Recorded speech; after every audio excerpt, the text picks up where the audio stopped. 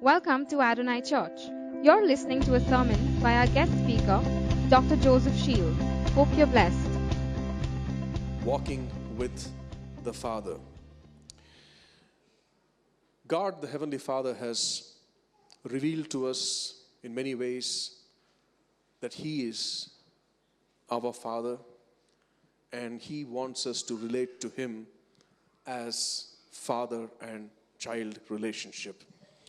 If you look at the Bible, the word Lord, the word God, the word Jesus had many mentions. The word Lord is the word which is mentioned the most number of times in the Bible.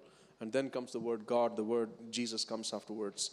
And the next word which has got the maximum number of mentions in the Bible is the word Father.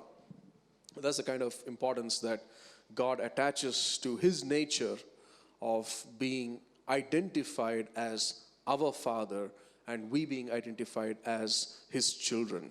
He values that relationship, and Jesus also valued that relationship. And He summed it all in Matthew chapter 5 verse 48 when He said, "Therefore you shall be perfect just as your Father in heaven is perfect." If you look at the purpose why Jesus came into the world, the message of Jesus, the purpose of His death on the cross, it's all summarized into this one verse where He says, "Therefore you shall be perfect just as your Father in heaven is perfect." It's not that we achieve perfection in our own strength, but Jesus died on the cross so that we can be given that status of being called as holy and perfect people, so that we reflect His glory, the glory of the Father. In Ephesians chapter 4, verses 4 to 6, it says, "There is one body and one Spirit, just as you were called in one hope of your calling, one Lord, one faith, one baptism, one God and Father of all, who is above all and through all and in you all." Now, that's the way God wants to identify Himself. He's the Father of all. In a church, a group of people cannot come and say that we have a different father from the rest of the people. Or another group coming back and saying that, no, we have a different father. No, we are all the body of Christ, and we have one Father who's the Heavenly Father. We are all one body, one Spirit. That's the Holy Spirit who's united us, baptized us. And we have one faith in one Lord and one God who's the Father of all, above all and through all, which means that He wants to dwell in us, have that relationship in us, and in us He wants to live. In Psalm 68 verse 5, it says, "A father of the fatherless, a defender of widows is God in His holy habitation." If there are people who have never experienced an earthly father, or they have experienced an earthly father not the way that they need to see an earthly father, but maybe they had situations in their lives where the father was not a perfect being. Here is how God wants to identify Himself: the Father of the fatherless, a defender of widows. And that is God for you, living in His holy habitation. That's His nature. That's the essence of His relationship with us. I want to present to you 5 things this morning about the attributes of God as a Father in relationship with His attitude towards you and what He expects out of you and I. First and foremost, God the Father considers you and me as a necessity. He looks at you and me as a necessity. Let me introduce to you God the Father, who is the ruler of the universe. In Genesis chapter 1 verse 26, you find that this ruler of the universe, after creating the universe, making a statement within Himself to the Godhead, that is God the Father, God the Son, and God the Holy Spirit, having a consultation between themselves. And He makes the statement, and God said, "Let us make man in our image, according to our likeness." And then He gives the purpose of that creation. He says, "Let them have dominion over the fish of the sea, over the birds of the air, over the cattle, over all the earth, and over every creeping thing that creeps on the earth." the purpose for which God created man is far more than just going and eating those creatures and rejoicing and enjoying in the Garden of Eden, or as many think, just to go to heaven and worship Him 24/7. I think the purpose that the reason God created us is to use His image for His glory and to be partakers in His mega plan for His creation. After creating everything on earth, God says, let us make man in our image. In 1990, NASA sent into space what was called, and is still called, as the Hubble telescope, which is one of the most powerful telescopes that the world has ever seen. And this telescope beams its radiations into the universe and gets the reflections back and then captures the images. And some of the images I would encourage you to go and watch on the YouTube. You can do a search, Hubble telescope and a glimpse of the universe, and you would find amazing pictures, beautiful as they can be. Even the best neon city lights will not capture your attention. Even the best LED lights that you would see in terms of the way they change colors would not really be able to capture your attention as much as this would do. You have out there the pinks and the greens and the yellows and all kinds of colors of all kinds of sizes. Now, what are they? They are not stars. They are galaxies. Some of them of a certain shape and a certain size, and some of them of a different shape and a different size. And then you have the whole thing moving in some of the images. It's really amazing. And then when we start looking at what does that galaxy consist of, that galaxy, each of those galaxies consists of millions of stars, and most of those stars are thousands of times bigger than our star, which is the sun. That's the way God created the universe, and it's huge. And the Hubble telescope captures only a small glimpse of it, powered by human technology. Why did God create this whole thing? We don't know. What would He do with this whole universe? We don't know. What is the future plan for all those stars in the universe? We don't know. But I believe that God has not created that universe for desolation. There is something awesome and a mega plan which is magnificent, that God, the creator, He's a creator by nature, would continue to unveil into eternity, which is immeasurable. There's no end for that time. And I believe when God has created man in His image, we are part of that mega plan to be part with Him as that mega plan gets unveiled. We will, of course, be in heaven. We will worship Him. We will have fellowship with Him. But beyond that, there is something else which is possibly not documented here, but God has got something awesome to do. And that's the reason why God calls us as heirs in His kingdom. In Romans chapter 8, verses 15 to 17, you would see God calling us as heirs in His kingdom. For you did not receive the spirit of bondage again to fear, but you received the spirit of adoption, by whom we cry out, Abba, Father. The Spirit Himself bears witness with our spirit that we are children of God. And if children, then heirs, heirs of God, and joint heirs with Christ, if indeed we suffer with Him, that we may also be glorified together. Multiple times in this passage we hear the word heirs. We are heirs of God. We are heirs in His kingdom. We are heirs who are joint heirs with Christ. Isn't that powerful? If Christ is a heir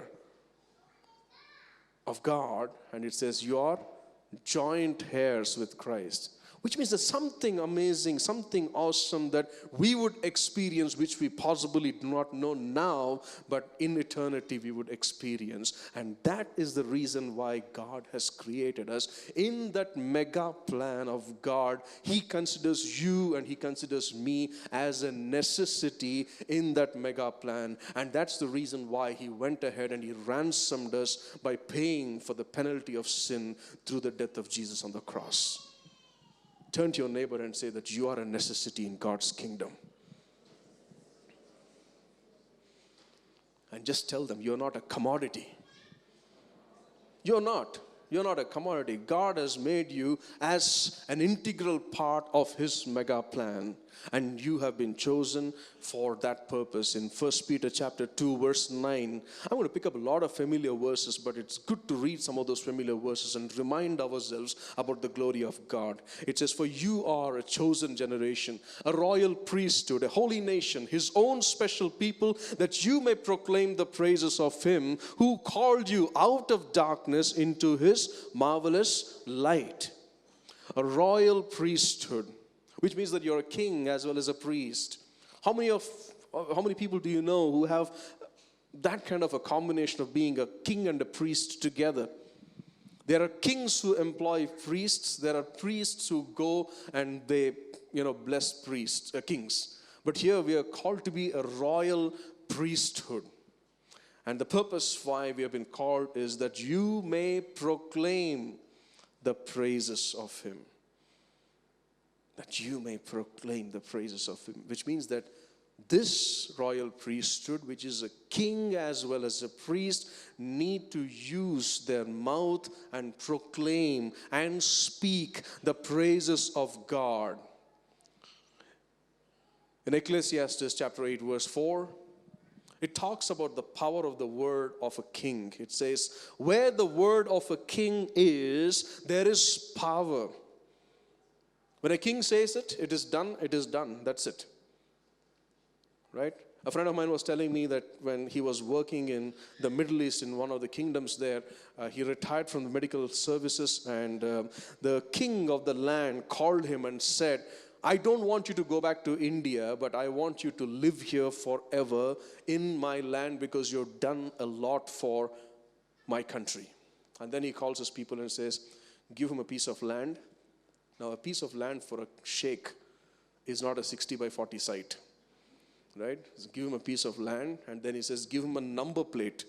Now, those number plates are special number plates for the car. You put it on your car, you can drive through the parking lot. You're given the preferential treatment there. You can drive past those red lights that you see on the traffic signals, and you have got right of way anywhere that you want to go to. You got a special status. And the policeman would stand back and salute you when you have that number plate. The man did not take it. That's a different reason. But then he told me this. When I was given that status, Joseph, there was no paper. Why? Because the king said it. There were 50 people waiting outside to execute that order, which came just by the word of the king. If you are a king, when you speak something, something has to happen. And if you are a priest, when you say something, something has to happen. Deuteronomy chapter 21 verse 5 talks about the power of the words of the priest.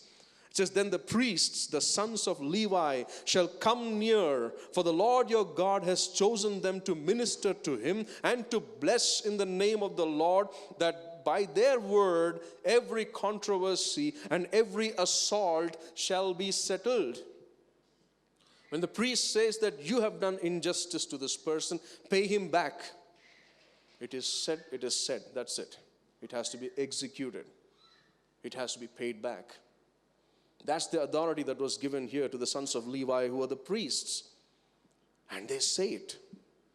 Now, we have been called in 1 Peter chapter 2 verse 9 to be a combination of both. A royal priesthood. Isn't it amazing? Which means that we speak in authority, we speak in truth.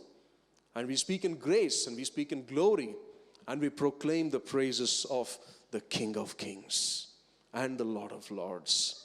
And that's why when Matthew chapter 6 verse 10, where the Lord Jesus tells us how to pray, he says, your kingdom come, your will be done on earth as it is in heaven. The Lord expects us to execute that by the way we speak.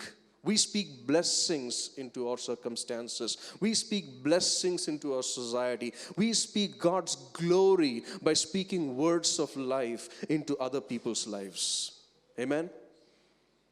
How does His kingdom come and His will get executed on earth unless and until God's ordained acts are not done through us?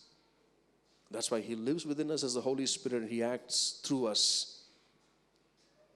You and I are essential in God's kingdom because He has made us in His image to be partakers of His glory and also to take His glory into the world and continue to be that.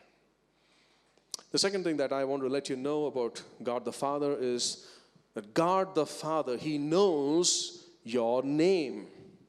He knows your name. He considers you as a necessity. If you think that your life is worthless, it is not. If you think that you're useless, you are not. You are a necessity. God values you.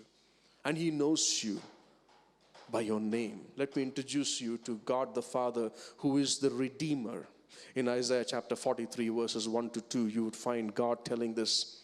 But now says the Lord, who created you, O Jacob, and He who formed you, O Israel, fear not, for I have redeemed you. I have called you by your name. You are mine. He knows your name. Each of you have a name that God has given you. Maybe some of the earthly names that you and I have may possibly not have a meaning. But He has given you a name when He has chosen you. And He calls you by that name. You know, sometimes I meet people where they introduce them to friends and then, they say like, this guy's name is this and he's named this. There's no meaning for his name because he's named this because his brother is this and he's got a similar rhyming name. And this goes on. I mean, every time that person is introduced, they have to tell that story. I pity them. Why do they have to do that? I mean, just tell their name. That's fine, right? You don't need to go on giving an explanation, right? And here is a God who says, I have called you by your name. Max Lucado said this: God sees us with the eyes of the Father. He sees our defects, our errors, and our blemishes, but He also sees our value. He also sees our value. Names are very strange, right? So, there are names like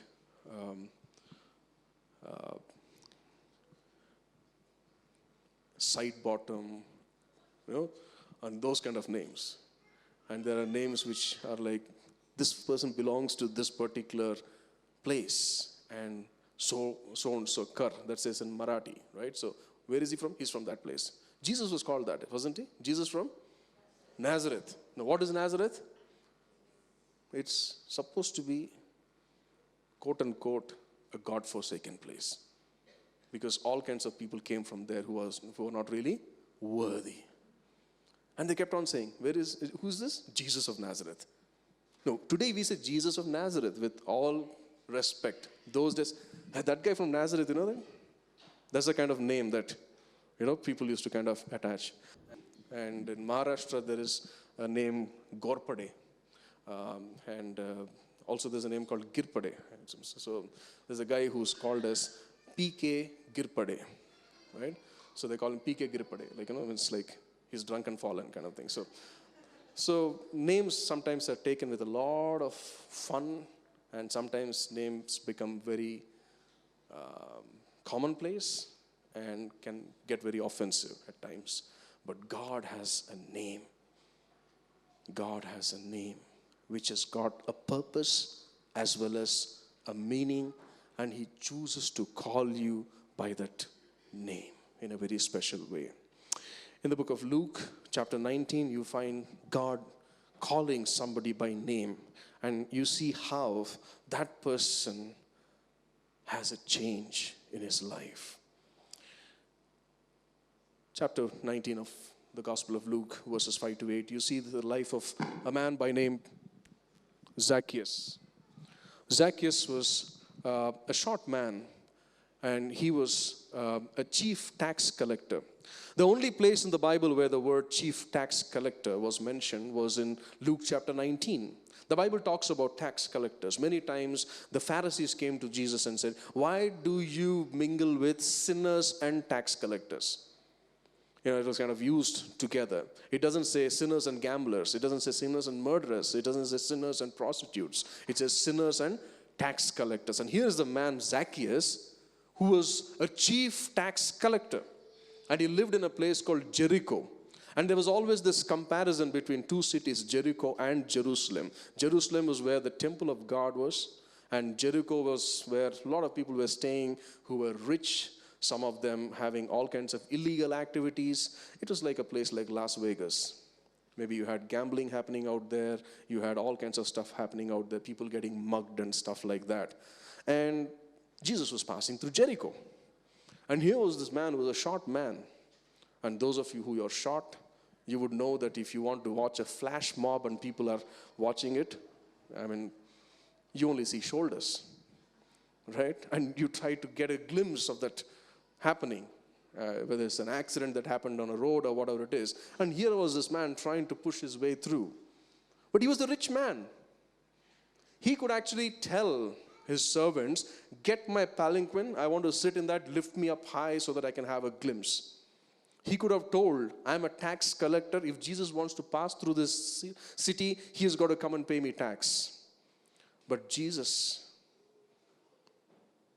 caught his attention because of the things that he did, the miracles that he did. And Zacchaeus' attitude there was very different. He climbed up on a sycamore tree, unashamedly, to get a glimpse of Jesus. And something happens there. In verse 5 it says, when Jesus came to the place, he looked up and saw him and said to him, "Zacchaeus, make haste and come down, for today I must stay at your house." So he made haste and came down and received him joyfully. But when they saw it, they all complained, saying, "He has gone to be a guest with a man who is a sinner." Then Zacchaeus stood and said to the Lord, "Look, Lord, I give half of my goods to the poor. And if I have taken anything from anyone by false accusation, I restore fourfold." Something happened there. Jesus looked up at that guy. There was no reason for Jesus to look up at that guy because people were milling around and they were talking to him. He was ministering to them. He would have always been looking around this way. But he looked up, saw him.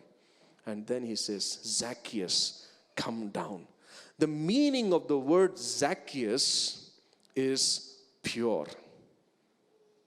For a Jew to go and call a Gentile by his name or a sinner by his name is an abomination. And here is a Jew, Jesus, who performed the choicest of the miracles. He was a man of God, he was a son of God, and he was God himself. And he stood up there and says, "Mr. Pure, come down."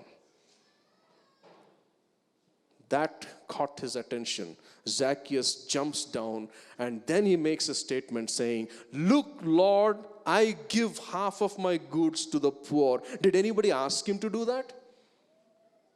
Did Jesus tell him to do that? No. The moment a sinner was called Mr. Pure, something happened deep within. The word of God cut through his bones like a sharp two-edged sword and convicted him. And then he says, "I'm going to give half of my wealth to the poor." Did he say anything there about corrupt means?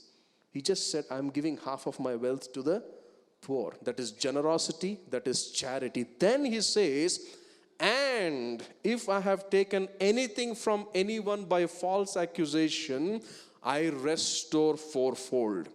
Now that fourfold restoration doesn't come from the first half that was given away. That comes from the second half that is remaining. Think about it. What kind of a change that person has experienced there purely because he was called by his name. God wants to call you. The Father wants to call you by your name today. And when he calls you by your name, he means it. He means it. He means every word. And may that word of God coming into your life when he calls you by your name be a blessing to you. Because he doesn't call you as a sinner, but he calls you by a name which is a special name, which is a name with restoration and a blessing attached to it. The Father also knows your need. He knows your name. He also knows your need. Let me present to you the Father who is your provider. Familiar chapter from Luke chapter 12, verses 29 to 31. We would have read this many times. It says, "And do not seek what you should eat or what you should drink, nor have an anxious mind. For all these things the nations of the world seek after, and your Father knows that you need those things. But seek ye first the kingdom of God, and all these things shall be added to you." What are those things? We'll come to that a little later, but I've underlined there. Your Father knows that you need these things. Isn't it nice to know that the one who provides for me knows that I need those things? And that's it. I don't need to know anything else. If he knows what I need, and if I know that he knows what I need, I don't need to know anything else. It comes because he provides. That's very important for us to know. If you go back to verses 22 onwards in that chapter, it says, "Then he said to his disciples, Therefore I say to you, do not worry about your life, what you will eat, or about your body, what you will put on. Life is more than food, and the body is more than clothing. Consider the ravens, for they neither sow nor reap, which have neither storehouse nor barn, and God feeds them. Of how much more value are you than the birds? And which of you by worrying can add 1 cubit to your stature?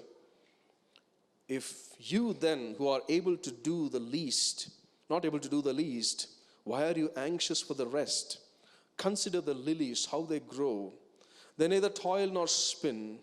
And yet I say to you, even Solomon in all his glory was not arrayed like one of these. If then God so clothes the grass, which today is in the field and tomorrow it is thrown into the oven, how much more will he clothe you, O you of little faith?" And then it goes to verse 29 onwards that we read earlier, where you have that verse 30, where it says, "For your Father knows that you need those things." Many times people lead a life where they're sitting there crying, anxious, worrying. What would my future look like? Would I get this? Would I get that? What about my needs? Will they be met? But God says, your heavenly Father knows your needs. The cattle on 1,000 hills belong to the Lord. If he wants to provide you something, if he knows that you need that, you will get it. And he can provide you even if you don't have a bank balance. It's got nothing to do about your wealth. It's all about his riches in glory. If the birds of the air can be fed, and if the lilies in the valley can be glorious in their beauty, you who have been taken into consideration as a necessity in God's creation for eternity, you would be clothed as well. Amen? Because those birds, they die. And those flowers, they end up in the oven. Where do you end up? You end up in eternity. You have any doubts about it? You end up in eternity because God has a plan for you. He made you in his image, and he knows that you need those things. And hence, friends, it's important for us to focus on his righteousness and the kingdom of God and all these things will be added unto you.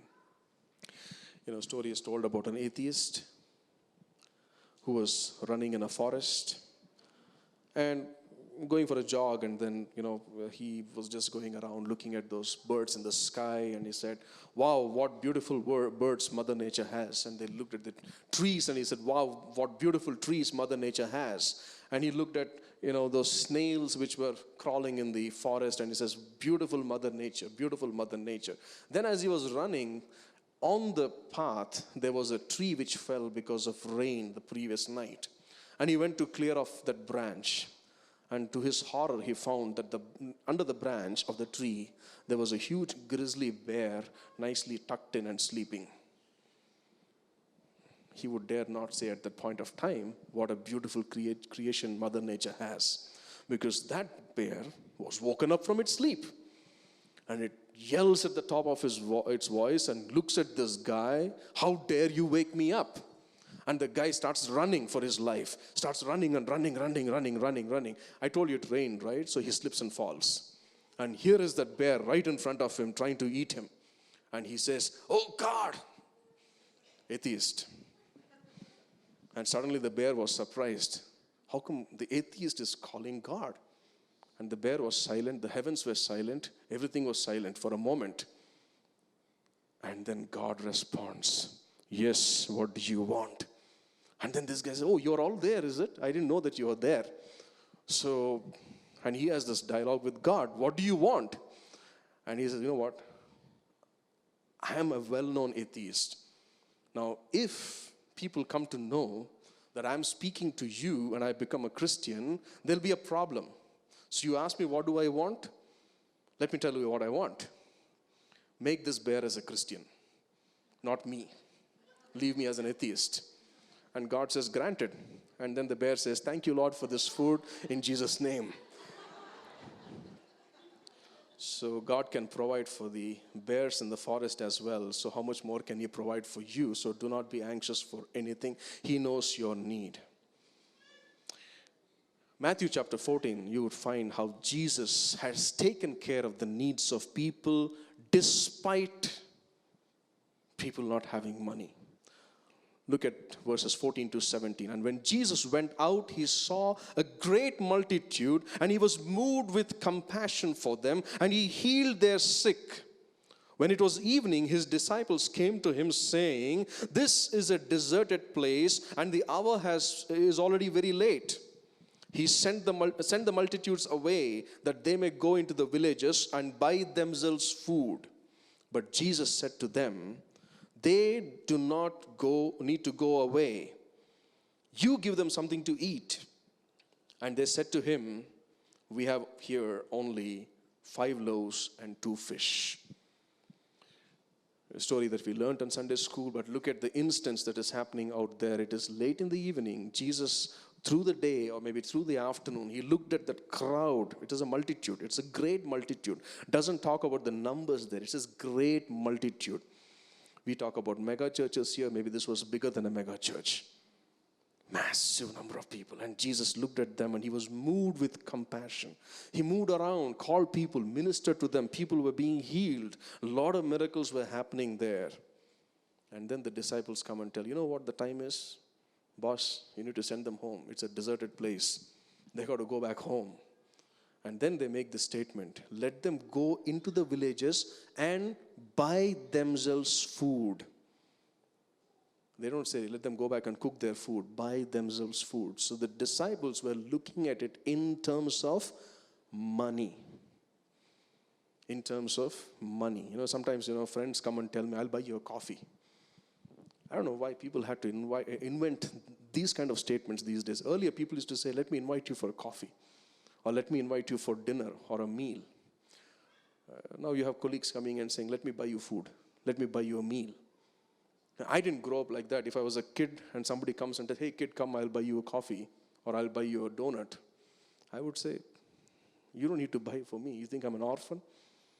Right? But somehow these days people are like, I don't know why they have to talk about money. I'll buy you this. I'll buy you this. Right? And here's a group of people who say, let them buy themselves food. But Jesus says, no, you give them food. They are not going anywhere. The rest is history.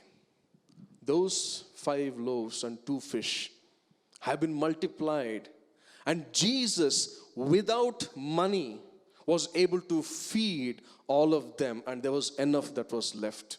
Hallelujah. Let me tell you, my God and your God, our Heavenly Father, can bless us even without money.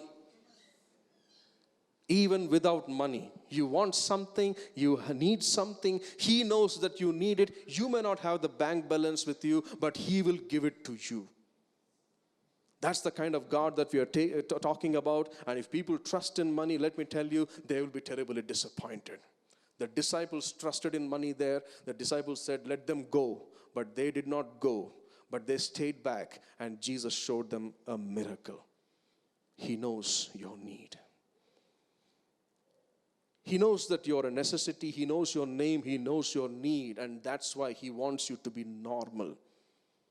God, the Father, He wants you to be normal. It's very important for us to be normal. Let me present to you the Father who is the master planner. The Father who wants you and I to be normal. In Jeremiah chapter 29 verse 11 it says, for I know the plans that I have for you, declares the Lord. Plans to prosper you, not to harm you. Plans to give you hope for a future. This is what the NIV version says. The NKJV version doesn't use the word plan, but it uses the word thoughts. For I know the thoughts that I have for you. Now, God is not somebody who thinks and does not execute. There are many people who have dreams. They don't execute those dreams, but they kill the dreams because they keep killing the time dreaming all through the time. But when God dreams about you, He executes those dreams and He's got a plan for you. In Matthew chapter 11 verse 28 it says, come to me, all you who labor and are heavy laden, and I'll give you rest. Which means that He's doing something for you. There's a God who knows your need. There's a Father who knows your need, which means that when He knows your need, He is doing something about it. And He calls you to be at rest. People are restless these days because they worry, and they worry, and they worry. And they have sleepless nights. What will happen? How will I do this? Who should I talk to? And all through the night they're sleepless and sleepless and sleepless. And through the day they're so restless. But here is Jesus saying, come to me, all who labor and are heavy laden, and I'll give you rest, because provision is coming your way. Just hang on. 1 Peter chapter 5 verse 7 it says, casting all your care upon Him, for He cares for you. Simple words, we have heard this many times, but it's very difficult to kind of adopt them into our lifestyle. Cast all your cares. You know what? I know God will provide. I'm not going to worry about it. Can you tell that to yourself? I will do what I need to do. I will lead a righteous life. I'll do the hard work that I need to do in my office, in my college, or wherever it is that God has put me for gainful employment or for education. I'll do what I need to do. But the rest, the result, comes from God. The provision comes from God. Philippians chapter 4 verse 6 it says, be anxious for nothing. Anxiety has no place in the kingdom of God. Period. Be anxious for nothing. Not even one of those points there. Nothing. Be anxious for nothing. But in everything, by prayer and supplication with thanksgiving, let your requests be known to God. You got to put everything in prayer and supplication. Now that encompasses quite a few things. Do not be anxious for nothing means nothing. Right? Everything means everything. Nothing lies outside the circle. It's as simple as that. No exceptions. What do I pray for? Everything. I will not pray for this. No, that doesn't work that way. What do I worry about? Nothing. It's as simple as that. Very loaded words, but very powerful words. But when God works for us, something happens in an amazing manner. Because He is working for us. It's important for us to step back and see how He works for us. He wants us to be normal. He doesn't want us to be abnormal. Those who are abnormal are the ones who are like always worrying, always tensed, Sometimes we all do that. I do it sometimes. But it is abnormality. Let me put it that way. Because He calls us to be anxious for nothing. Let's look at a group of people from Exodus chapter 14. I understand the font is small. How many of you have your Bibles with you? If you can open your Bibles, please. Turn with me to Exodus chapter 14. Maybe on your mobile phone or wherever it is. Doesn't matter. But let's look at those passages. I'm going to read it out like a story for you. And then we'll focus on a few verses. Now, this is for those of you who have possibly not read the Bible before or who are coming to church new. This is about an instance that happened in history where it has been documented as well that there was a Pharaoh who perished in waters. Now, what happened before that in Egypt was that the Israelites were slaves in Egypt. And they were led out of Egypt by Moses because God wanted them to be free from slavery under the Egyptians. And as they left Egypt, when Pharaoh agreed to release them under circumstances which were excruciating for the Pharaoh, because God brought a curse upon Pharaoh that every firstborn child in every household of Egypt will be killed that night, because all through the past few months and years, Pharaoh disagreed to send people out from slavery.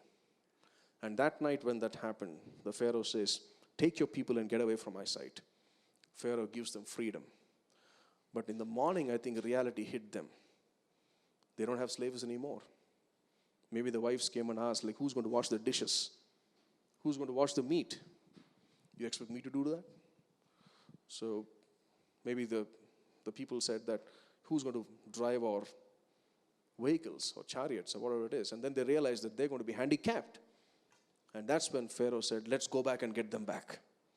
And the Israelites, lakhs of them, they were like singing songs. They got some gifts from their neighbors. They were praising God, and they were having a nice walk out of Egypt, enjoying God's glory. And then they hear that Pharaoh is coming behind them with his choicest army to take them back. And now let's read what happens in Exodus chapter 14, verses 10 to 28. As Pharaoh approached, the Israelites looked up, and there were the Egyptians marching after them. They were terrified and cried out to the Lord. They said to Moses, was it because there were no graves in Egypt that you brought us to the desert to die? What have you done to us by bringing us out of Egypt? Didn't we say to you in Egypt, leave us alone, let us serve the Egyptians? It would have been better for us to serve the Egyptians than to die in the desert. Now look at what Moses says in verse 13 and 14. Moses answered the people, do not be afraid, stand firm, and you will see the deliverance the Lord will bring to you today. The Egyptians you see today, you will never see again. The Lord will fight for you. You need only to be still. Just be still. The Lord will fight for you, and watch out. How many of you have seen a movie called 10 Commandments? Yeah, a lot of hands going up. And there's a movie called Exodus. Right? It's a lot of movies, right? And then you have Hollywood blockbuster movies trying to create special effects about the splitting of the Red Sea. But let me tell you, what these guys saw cannot be compared to anything that we see in those movies. Whether it's Dolby surround sound or whatever you may want to, have it in terms of technology, nothing can compare to what actually happened after that. In verse 15 it says, then the Lord said to Moses, why are you crying out to me? Tell the Israelites to move on. Raise your staff and stretch out your hand over the sea to divide the water so that the Israelites can go through the sea on dry land. I will harden the hearts of the Egyptians so that they will go in after them. And I will gain glory through Pharaoh and his army. through his chariots and his horsemen. The Egyptians will know that I am the Lord when I gain glory through Pharaoh, his chariots, and his horsemen. Then the angel of the Lord, who has been traveling in front of Israel's army, withdrew and went behind. Wow. That would have some amazing sound effects, maybe, if that happened. The pillar of cloud also moved from in front and stood behind them. A huge multitude. Now imagine a pillar of cloud kind of moving that way, coming between the armies of Egypt and Israel. Throughout the night, mark this, throughout the night, the cloud brought darkness to the one side and light to the other, so neither went near the other all night. Then Moses stretched out his hand over the sea, and all the night the Lord drove the sea back with a strong east wind and turned it into dry land. It is not a 12-minute episode. It is a 12-hour happening that was happening there. And all that these guys were told to do was step back, sit quiet, and just see what God is doing. Isn't that amazing? It's like we say, buckle up and hold on, right? And then see what God is doing. 12 hours of a mighty spectacle of the sea splitting and then the sea creatures running away. You would have heard all kinds of noises of all kinds of creatures. The squids and the frogs and whatever be it, right? Making all kinds of sounds and walking away, and the land drying up, not because of the sun, but the land dried up in the night. Think about it. All through the night, and it turned into dry land. Now that's a miracle, right? Land drying up in the night. The waters were divided, and the Israelites went through the sea on a dry ground with the wall of water on their right and to the left. And the Egyptians pursued them, and all the Pharaoh's horses and chariots and horsemen followed them into the sea. During the last watch of the night, the Lord looked down from the pillar of fire and the cloud of the Egyptian army and threw it into confusion. He jammed the wheels of their chariots so that they had difficulty driving. And the Egyptians said, "Let's get away from the Israelites. The Lord is fighting for them against Egypt." Then the Lord said to Moses, "Stretch out your hand over the sea so that the waters may flow back over the Egyptians and their chariots and their horsemen."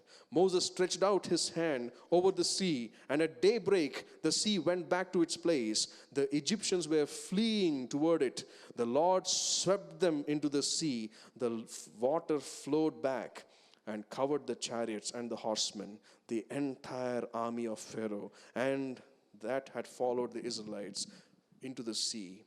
Not one of them survived. When God works for you, what do you do? What do you do? Just let him work. It's as simple as that. Have you seen, sometimes little kids trying to pull a big suitcase in a railway station, and the father says, "You can't do it." "No, no, I'll do it, Dada." And imagine like you coming to Bangalore. You have to get down at Cantonment railway station. The train stops for 2 minutes. And suddenly the train stops at Bangalore East, and you realize that your house is right next door. And you want to get down here at Bangalore East. You don't even know how many minutes it stops. And here is this family in front of you. The husband gets down, the mother gets down, and here's this kid trying to pull this suitcase, doesn't want to let go of the suitcase. The father is saying that, "Come on, let it go. I'll pick it up for you." No, I'll carry it. And you're stuck behind them. It can be as irritating as it can be. The train starts moving. So what does the father do? He'll pick up the suitcase and he'll pick up the child also and get him out. Right? That's what happens in our lives sometimes. God says, "Let go of that burden, man." He says, "No, I want to do it. I can do it." No, let it go.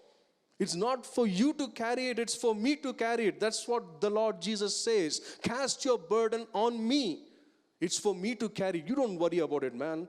I'll provide it for you. He says, No. I'll handle it. Let me worry about it. He says, "Don't worry. It's for me to take care." And we tell the Lord, "No, you don't worry, I'll take care of it." And that's how we end up in these kind of situations. The Lord says in Psalm 46 verse 10, "Be still and know that I am God." Be still means keep quiet. As simple as that. Just keep quiet, right? I mean, the father would tell the child, "Just shut up and get down from the train." I'll take that suitcase. And sometimes the Lord tells us exactly that. Just shut up. Don't worry about things. Don't talk about it. I'll provide for you. I know your need. Just be normal. Don't be abnormal. A 4-year-old trying to carry 40 kilos of suitcase and trying to get it off from the train, that's not a usual sight. It's not a normal sight. It's an abnormal sight, right? You and I carrying a burden that we are not supposed to carry is an abnormal sight for God. Can somebody shout an amen? Amen. Don't carry that burden. Give it to God because He can provide for you. Psalm 37 verse 23, it says, the steps of a good man are ordered by the Lord, and He delights in His way. Every step God watches over you, and He thinks for you and gets things done for you. That brings me to the last thing this morning. The fifth thing that I want to tell you is that He values your nearness. God the Father considers you a necessity. He knows your name. He knows your need. He wants you to be normal, and He values your nearness. He wants you to be with Him all the time, and He wants you to be in His glory all the time. Jesus brings that up as a truth in John chapter 15, verses 1 to 8, where He talks about the illustration of He being the vine, the true vine, and His Father being the vine dresser, and you and I being branches in that vine. Let me read that for you. It says, I am the true vine, and my Father is the vine dresser. Every branch in me that does not bear fruit, He takes away. And every branch that bears fruit, He prunes, that it may bear fruit.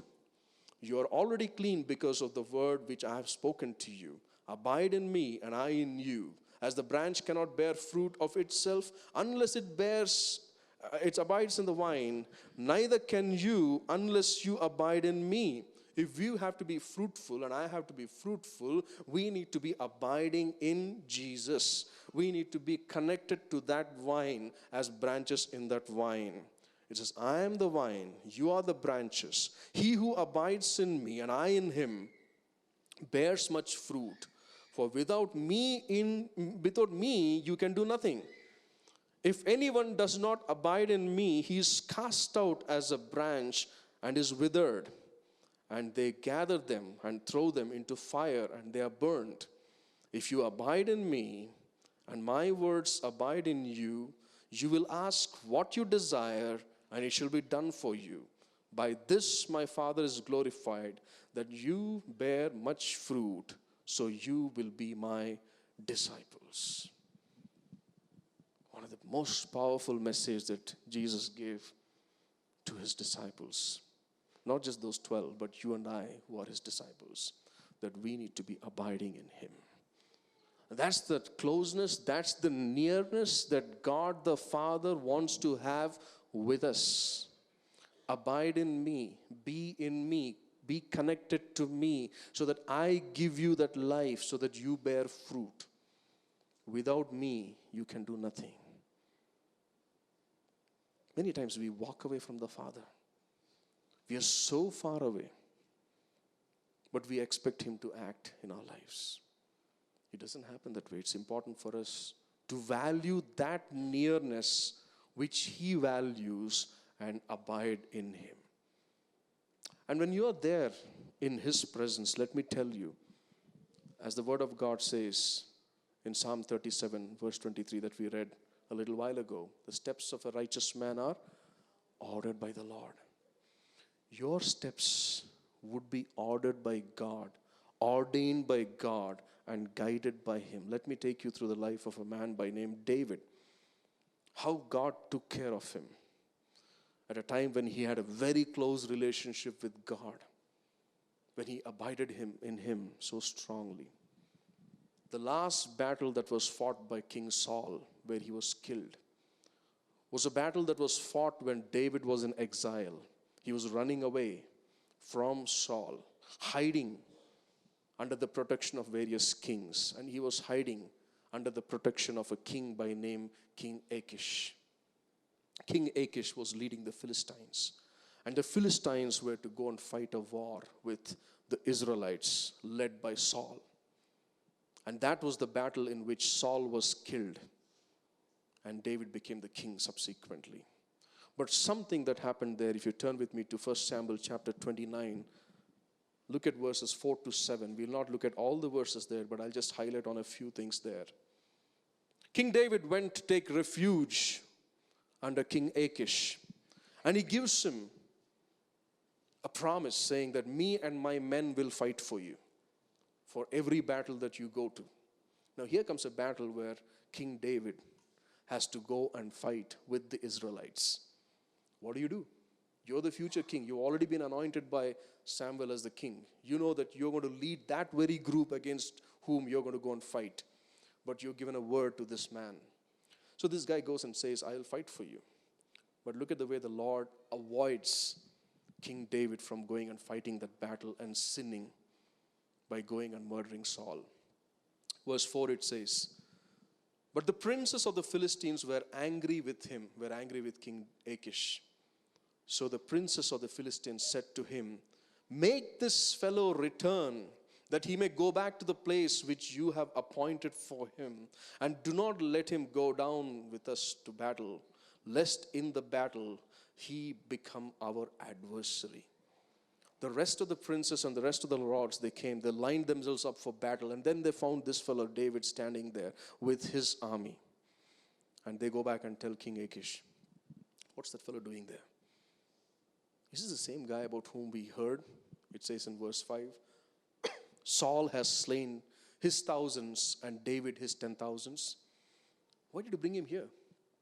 Do you think he'll be loyal to you in the battlefield? And all the lords said, we don't want him.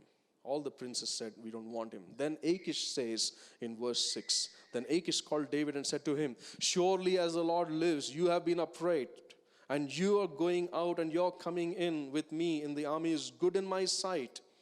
For to this day I have not found evil in you, since the day of your coming to me. Nevertheless, the Lords do not favor you. Therefore return now and go in peace, that you may not displease the lords of the Philistines. You see how David was saved from something horrible that he could have done against the Israelites because of his call for duty. The steps of a righteous man are ordered by the Lord if he abides in the presence of the Father. Let me tell you how he was abiding in the presence of the Father. If you turn back a few more chapters to chapter 23 in 1 Samuel, you find the closeness that David enjoyed with God the Father. David was inquiring of the Lord every time he went for battle. You find here from verses 1 to 13. We will not read all the verses, but just pick up on a few of them. Verse 1 says, they told David saying, look, the Philistines are fighting against Keilah, and they are robbing the threshing floors. Therefore, David inquired of the Lord, saying, shall I go and attack these Philistines? And the Lord said to David, go and attack the Philistines and save Keilah. Wow, I envy this guy. He actually goes and talks to God, takes his advice, and God responds to him and gives a piece of advice. You see the closeness? Now that's the nearness that the Father wants to have with each and every one of us. Being the branch in the vine can provide you that closeness. It's not just once. Multiple times you find this. You find then again in verse 3, but David's men said to him, look, we are afraid here in Judah. How much more then if we go to Keilah against the armies of the Philistines? In verse 4, then David inquired of the Lord again. And the Lord answered him and said, arise, go down to Keilah, for I will deliver the Philistines in your hand. The Lord is speaking to him time and again.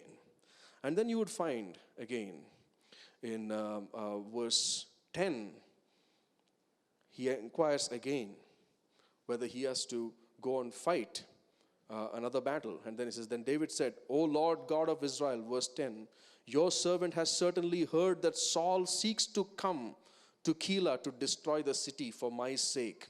Will the men of Keilah deliver me into his hand? Will Saul come down as your servant has heard? Or, O Lord God of Israel, I pray, tell your servant. And the Lord said, he will come down. You see, the Lord is speaking to him multiple times. Now, that's the closeness which God wants you and I to have with him. That's the closeness that he wants to have with us. Is that something that we want to do this morning? As we looked at the heart of the Father, as we looked at the purpose of his creation, where he said that we are a necessity in God's kingdom.